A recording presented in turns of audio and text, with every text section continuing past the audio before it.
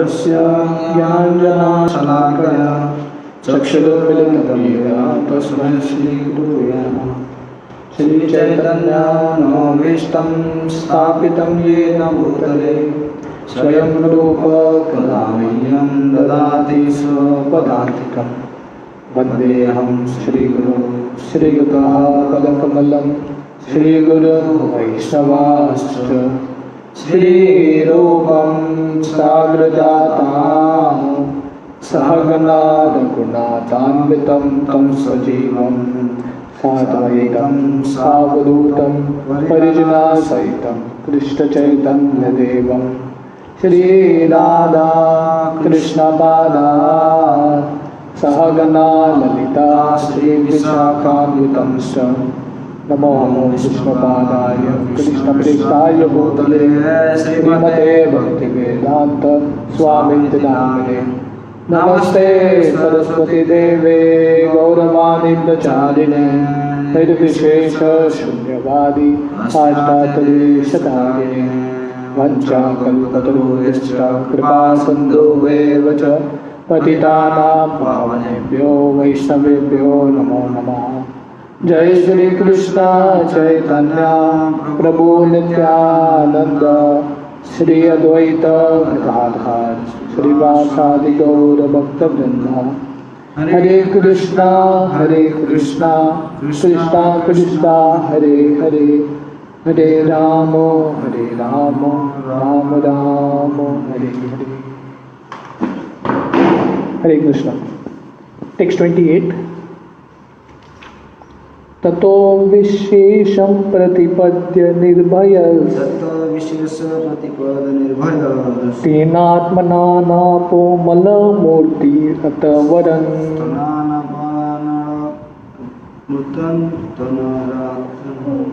ज्योतिर्मयो वायम् उपेत्य काले वायवात्मनाकं बृहदात्मलिङ्गम्। Translation. After reaching Satyaloka, the devotee is specifically able to be incorporated fearlessly by the subtle body in an identity similar to that of the gross body, and one after another he gradually attains stages of existence from earthly to watery, fiery, glowing and airy until he reaches the ethereal stage. तो यहाँ पे वर्णन आ रहा है कि कैसे हमने देखा है कि जब योगी पहले महर लोक से सत्यलोक तक जाता है तो सत्यलोक में जाके यहाँ पे वर्णन है उसको एक सूक्ष्म शरीर मिलता है, और ये सूक्ष्म शरीर में वो धीरे धीरे ये जो पंच महाभूत हैं वो पंच महाभूत के अलग अलग स्तर को छोड़ता है। जो हमारा शरीर है वो धरती, वायु, आग इत्यादि से बना है। तो धीरे धीरे और ये जो पंच महाभूत है ऐसा है कि एक दूसरे से ज़्यादा सूक्ष्म है। सबसे स्थूल है धरती। धरती को हम देख सकते हैं, छू सकते हैं, महसूस कर सकते हैं। उससे ज़्यादा, धरती से ज़्यादा सूक्ष्म है फाइनर पानी। पानी से ज़्यादा सूक्ष्म है आग, और आग से ज़्यादा सूक्ष्म है हवा, और हवा से ज़्यादा सूक्ष्म है ईथर या स्पेस। तो ऐसे योगी एक एक पदार्थ को त्यागता है। Purport. Anyone who can reach Brahmaloka or Satyaloka by dint of spiritual perfection and practice is qualified to attain 3 different types of perfection. तो वर्णन आ रहा है कि जो लोग सत्यलोक तक पहुंचते हैं क्योंकि उन्होंने आध्यात्मिक रूप से सफलता प्राप्त किया है और अभ्यास किया है, ऐसे लोगों को 3 तरह का परफेक्शन, सिद्धियां मिलता है।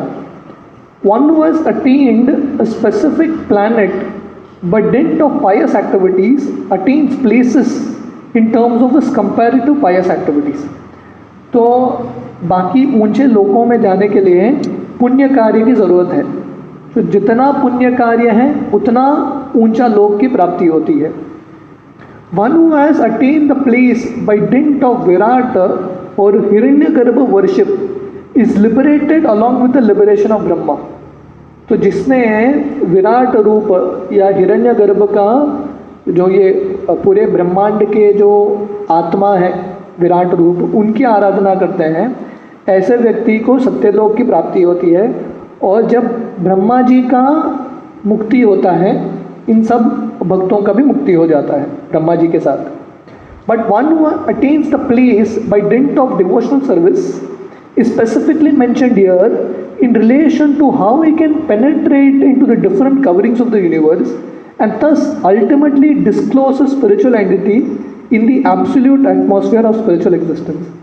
तो कैसे है ब्रह्मलोक तक पहुंचने के बाद, सत्यलोक तक पहुंचने के बाद, ऐसे जो भक्त है उसके भक्ति के माध्यम से उसके जो भौतिक दुनिया के अलग अलग पदार्थ को, अलग अलग बंधन को कैसे छोड़ के आध्यात्मिक शरीर प्राप्त करता है, उसका वर्णन है यहाँ पे।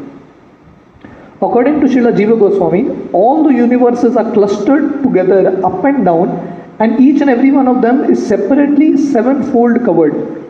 तो जीव गोस्वामी बताते हैं कि हर एक ब्रह्मांड, जितने भी ब्रह्मांड हैं, वो एक इकट्ठा हुए हैं। जैसे प्रभुपाद उदाहरण देते हैं, जैसे एक राई का दाना है, वो जो गोनी रहता है जिसमें राई का दाना है, वैसा एक साथ है। पर हर एक ब्रह्मांड के ऊपर 7 अलग अलग कवरिंग्स हैं। वो जो गोलोक चार्ट में दिखता है, अलग अलग कवरिंग्स हैं, 7 कवरिंग्स। तो ये 7 कवरिंग क्या है? The watery portion is beyond the 7-fold coverings and each covering is 10 times more expensive than the previous covering. तो इतना विस्तार से वर्णन आता है हर एक ब्रह्मांड का कवरिंग क्या है। तो पहले धरती का कवरिंग रहता है, उसके बाद पानी का कवरिंग रहता है, आग का कवरिंग रहता है, वायु का कवरिंग रहता है, ऐसा अलग अलग कवरिंग्स हैं। और एक कवरिंग से जो अगला कवरिंग है, पहले कवरिंग से 10 गुना ज़्यादा है। So it keeps increasing. The personality of God who creates all such universe by his breathing period lies about the cluster of the universes. तो अगर आपने वो चित्र देखा है, तो ये सब ब्रह्मांड, क्योंकि भगवान महाविष्णु के शरीर के छेद से आता है, तो महाविष्णु ये सब ब्रह्मांडों से अलग लेटे हैं और उनके शरीर से ये सब ब्रह्मांड निकल रहे हैं। The water of the causal ocean is differently situated than the covering water of the universe. तो हमने देखा कि ये जब ब्रह्मांड का अलग अलग कवरिंग्स, 7 कवरिंग्स हैं, उसमें भी पानी है, पर जो कारण सागर है, कॉजल ओशन, जिसमें महाविष्णु लेटे हैं, वो ये पानी से अभिन्न है। The water that serves as the covering of the universe is material, whereas the water of the causal ocean is spiritual।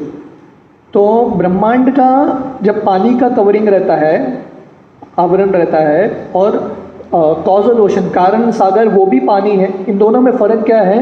ब्रह्मांड का जो आवरण है, वो जो पानी है भौतिक है, पर ये जो कॉजल ओशन है, कारण सागर है, आध्यात्मिक है। As such, the watery covering mentioned here is considered to be the false egoistic covering of the living entities, and the gradual process of liberation from the material coverings, one after another, is mentioned here, is the gradual process of being liberated from false egoistic conceptions of the material gross body and being absorbed in the identification of the subtle body till the attainment of the pure spiritual body in the absolute realm of the kingdom of God। तो ये जो वर्णन आ रहा है ये श्लोक में, कि कैसे योगी अलग अलग उसके शरीर के आवरण को त्यागता है, और धीरे धीरे शरीर के आवरण को त्याग रहा है, मतलब वो अपने अहंकार से मुक्त होता है, मिथ्य अहंकार से। मिथ्य अहंकार मतलब समझना कि मैं ये शरीर हूँ, ग्रॉस मटीरियल बॉडी। तो जितना मिथ्य अहंकार से दूर होते हैं, उसको धीरे धीरे अपना आध्यात्मिक शरीर की प्राप्ति मिलती है। Srila Sridhar Swami confirms that a part of the material nature, after being initiated by the Lord, is known as the Mahat Tattva। तो श्रीधर स्वामी जो भागवत के टीकाकार हैं, वो बताते हैं कि जब महाविष्णु ये ब्रह्मांड को, महत तत्व, ये सब जो पदार्थ हैं, पंच महाभूत इत्यादि, वो सब महाविष्णु के दृश्य के पहले उसको महत तत्व बोलते हैं। ये इसी से सारे ब्रह्मांड आते हैं। A fractal a fractional portion of the mahat tattva is called the false ego. तो वर्णन आता है ये महत तत्व में अलग अलग पदार्थ हैं, पंच महाभूत हैं, मन, बुद्धि, अहंकार। तो प्रॉपर यहाँ पे लिख रहे हैं अहंकार भी, मिथ्या अहंकार भी ये महत तत्व का भाग है। अ portion of the ego is the vibration of sound and the portion of sound is atmospheric air. तो यहाँ पे वर्णन आ रहा है कि कैसे अलग अलग जीवों का भौतिक शरीर बनता है। तो सब शुरू होता है अहंकार से। जब तक अहंकार जाता नहीं है, का प्रवेश नहीं होता महत्त्व में, महत्त्व कार्य नहीं करता, क्योंकि जड़ पदार्थ हैं वो कार्य नहीं करते।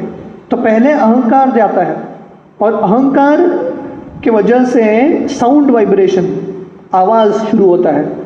And the portion of the sound is atmospheric air. और क्योंकि आवाज़ रहता है उससे आकाश बनता है। तो ये क्रिएशन का वर्णन है। थोड़ा टेक्निकल है पर एटलीस्ट इतना तो समझ में आएगा कि भागवत में बहुत डिटेल से ये विज्ञान है। अ portion of the Airy atmosphere is turned into forms and the forms constitute the power of electricity and heat. तो अहंकार से शब्द आता है, शब्द से आकाश आता है, आकाश से रूप आता है और रूप से आग, फायर। क्योंकि आकाश और हवा और जो आग है, अग्नि है, उसमें फ़र्क क्या है? आकाश का रूप नहीं होता पर अग्नि का एक रूप होता है। तो आकाश से ये रूप आता है। Heat produces the smell of aroma of earth. तो ये अग्नि के हीट से, ताप से सुगंध, अरोमा आता है। धरती और आग में फ़र्क क्या है? धरती भी दिखता है और आग भी दिखता है, पर धरती से सुगंध आता है, धरती का एक सुगंध होता है। And the gross earth is produce from such aroma. और ये सुगंध से धरती का आगमन होता है। And all these combined together constitute the cosmic phenomena. तो ये सबको साथ में लेके ये जो पंच महाभूत है, आवाज़ है, रूप है, इस सब से ये ब्रह्मांड बनता है। The extent of the cosmic phenomena is calculated to be diametrically both ways 4 billion miles. तो वर्णन आता है कि ये जो ब्रह्मांड है उसका डिस्टेंस, मतलब एक कोने से ब्रह्मांड एक अंडे की तरह है, ये ब्रह्मांड का डिस्टेंस है डायमेट्रिकली, एक कोने से दूसरा कोना 4 बिलियन माइल्स ब्रह्मांड का डिस्टेंस है। Then the coverings of the universe begin. तो ये 4 बिलियन के बाद अलग अलग ब्रह्मांड के आवरण शुरू होते हैं। धरती का आवरण, बाद में पानी का आवरण, और ये एक एक आवरण पहले आवरण से 10 गुना ज़्यादा है। Then the coverings of the universe begin. The first stratum of the covering is calculated to extend 80 million miles. तो पहला हमने देखा कि ब्रह्मांड का डायमीटर है 4 बिलियन माइल्स, और एक एक कवरिंग, जो पहला आवरण है उसका डिस्टेंस है डायमेट्रिकली 80 मिलियन माइल्स। और the subsequent coverings are respectively of fire. तो उसके बाद पहले धरती का कवरिंग रहता है, उसके बाद आग का, effulgence, air, ether, one after another, each extending 10 times further than the previous. तो पहला कवरिंग है 8 मिलियन माइल्स, तो उसके बाद एक एक अलग अलग आवरण आता है, आग का, आकाश का इत्यादि, और एक एक आवरण पहले आवरण से 10 गुना ज़्यादा है। The fearless devotee of the lord penetrates each of them and ultimately reaches the absolute atmosphere where everything is of one and the same spiritual identity. तो यहाँ पे वर्णन आता है ततो विशेषम प्रतिपद्य निर्भयस। तो ऐसा जो भक्त है जो अपने भौतिक इच्छाओं से मुक्त हुआ है, तो ऐसा जो भक्त निर्भय होके ये अलग अलग आवरणों से गुजरता है और फाइनली उसका आध्यात्मिक जगत में आध्यात्मिक शरीर की प्राप्ति करता है। Then the devotee enters one of the Vaikuntha planets where he assumes exactly the same form of the lord and engages in the loving transcendental service of the lord. तो अगर भगवत धाम जाना है तो ये सब रास्ता है, हमको गुजरना पड़ेगा। तो अलग अलग लोकों से गुजर के, ब्रह्मलोक से गुजर के ये ब्रह्मांड के अलग अलग आवरण को छेद करके हमको वैकुंठ लोक जाना है, और यहाँ पे वैकुंठ लोक में भक्त को रूप मिलता है, तो इसको सारूप्य मुक्ति बोलते हैं। भगवान जैसा एक रूप मिलता है विष्णु का, और निरंतर विष्णु की सेवा होती है। Beyond this there is nothing to be desired और achieved by the perfect yogi. तो इससे आगे और कुछ ऊंचा नहीं है, वैकुंठ की प्राप्ति सबसे ऊंचा है। Text 29।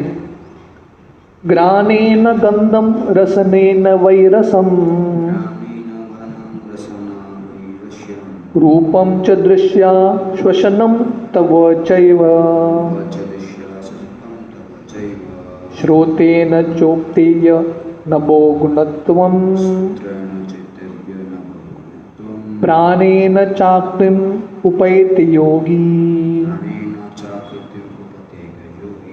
Translation: The devotee thus surpasses the subtle objects of different senses, like aroma by smelling, the palate by tasting, vision by seeing forms, touch by contacting, the vibrations of the ear by ethereal identification, and sense organs by material activities. तो इस तरह से जो भक्त है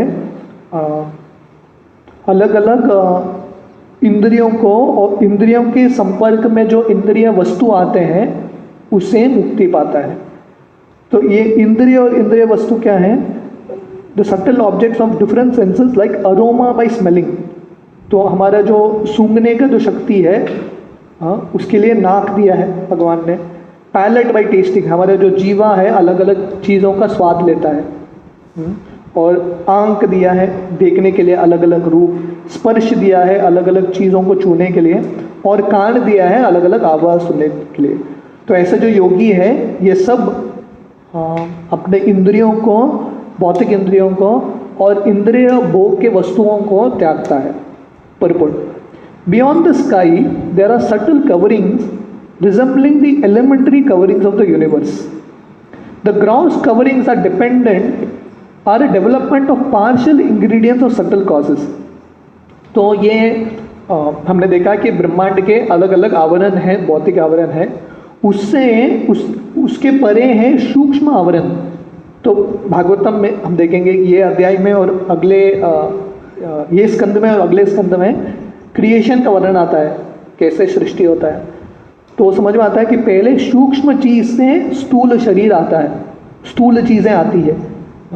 तो इसलिए यहाँ पे वर्णन आ रहा है पहले तो योगी जो स्थूल चीज़ें हैं उसको त्यागता है और धीरे धीरे जो सूक्ष्म बंधन है, आवरण है, उसको भी त्यागता है। सो द योगी और devotee along with liquidation of the gross elements relinquishes the subtle causes like aroma by smelling. तो इस तरह से योगी जो स्थूल वस्तुएं हैं उसको भी त्यागता है और धीरे धीरे जो सूक्ष्म वस्तुएं हैं, सूंघने का जो शक्ति है, ये सबको त्यागता है। The pure spiritual spark, the living entity, thus completely cleansed of all material contamination, becomes eligible for entrance into the kingdom of God. तो इस तरह से व्यक्ति, ऐसा जो शुद्ध भक्त है, क्योंकि पूरे तरह से भौतिक बंधनों से मुक्त हुआ है, आत्मा के स्वरूप में भगवत धाम प्रवेश करता है। टेक्स्ट 30। सबूत सूक्ष्मेन्द्रिय सन्निकर्षम मनोमयम देवमयम विकार्यम संसाद्य गत्या सह तेन याति विज्ञान तत्वम गुण सन्निरोधम। Translation: The devotee, thus surpassing the gross and subtle forms of coverings, enters the plane of egoism, and in that status he merges the material modes of nature, ignorance and passion in this point of neutralization, and thus reaches egoism and goodness. After this, all egoism is merged in the Mahat Tattva, and he comes to the point of pure self-realization. तो यहाँ पे वर्णन आ रहा है सबूत सूक्ष्मेन्द्रिय सन्निकर्षम। तो ऐसा जो भक्त है अपने स्थूल और सूक्ष्म आवरण से मुक्त हो जाता है और अहंकार के स्तर पे आता है।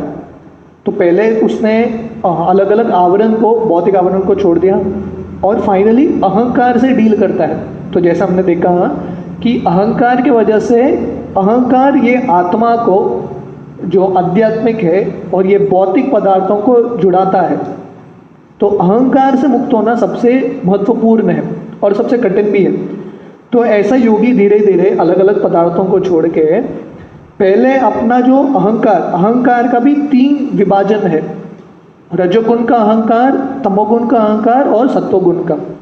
तो वो उसका जो रजोगुण और तमोगुण है वो सत्वगुण के अहंकार में लीन कराता है और फाइनली ये जो सत्वगुण का अहंकार है और जितने भी अहंकार हैं महतत्व में लीन करा के आध्यात्मिक रूप शरीर लेके भगवत धाम जाता है।